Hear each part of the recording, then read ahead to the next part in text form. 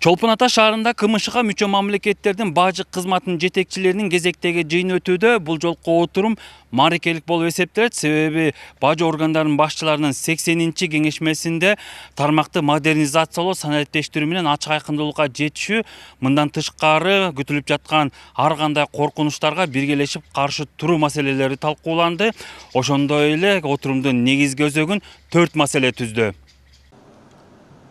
Отурумда көтөрүлгөн негизги маселелер буга чейинки жыйындарда кабыл алынган чечимдердин аткарылышы, 2012-жылы кабыл алынган бажыдан кийинки өзара аракеттенүү жөнүндө протоколду токтотуу, гибриддик унааларды идентификациялоо боюнча тажрыйба алмашуу жана электромобилдерди кубаттоочу жабдууларга карата бажы төлөмдөрүн жүргүзүү. Жыйынга катышкан министрлер кабинетинин төрагасынын биринчи орун басары Данияр Амангелдиев бажы тармагын өнүктүрүүдө санариптештирүү өзгөчө оң натыйжасын берип жатканын белгиледи.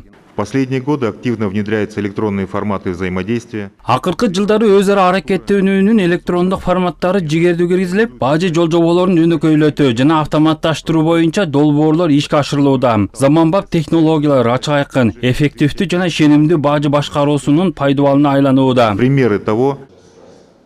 Жыйында буга чейин кызматташтыкка сары эсеп салынып, келечектеги өнүгүү багыттары талкууланды. КМШга мүчө мамлекеттердин бажы кызматынын жетекчилеринин кеңеши түзүлгөн 32 жыл ичинде 79 жыйын өткөрүлүп, 760тан ашык чечимдер кабыл алынган. Мунун ичинде бирдиктүү бажы статистикасынын методологиясы, товарларды тарифтөөдөгү жаңы механизмдерди иштеп чыгуу жана аны биримдиктин ичинде интеграциялоо сыяктуу бир топ иштер жүзөгө ашты. Бажы кызматы түзүлгөндөн тартып көпчүлүк чечимдер иштеп келет. Алар аябай маанилүү чечимдер. Бүгүнкү күндө ташылып кирилип жаткан электромобилдерди ташып кирүү тартиптери дагы бекитилген.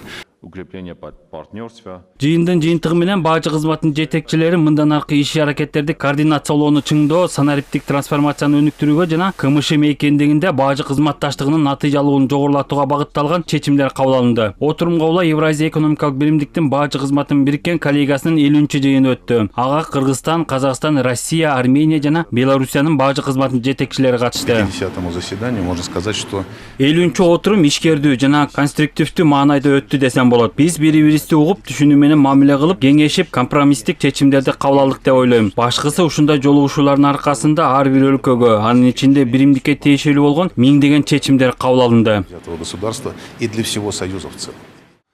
Жыйындын жүрүшүндө ЕЭПте бажылык башкарууну өнүктүрүүнүн негизин түзгөн 23 маселе каралды. Отурумдун жыйынтыгы менен бажы кызматынын жетекчилери биримдиктен алкагында алаканы бекемдөө, жаңы мүмкүнчүлүктөрдү биргеликте изилдөө боюнча кызматташууну арттырууну макулдашты. Дүйшөн Шаршенбеков, Элдар Анарбеков, ЛТР, Ысык Көл облусу. Проблемные вопросы, которые возникают у каждой страны ОКТС.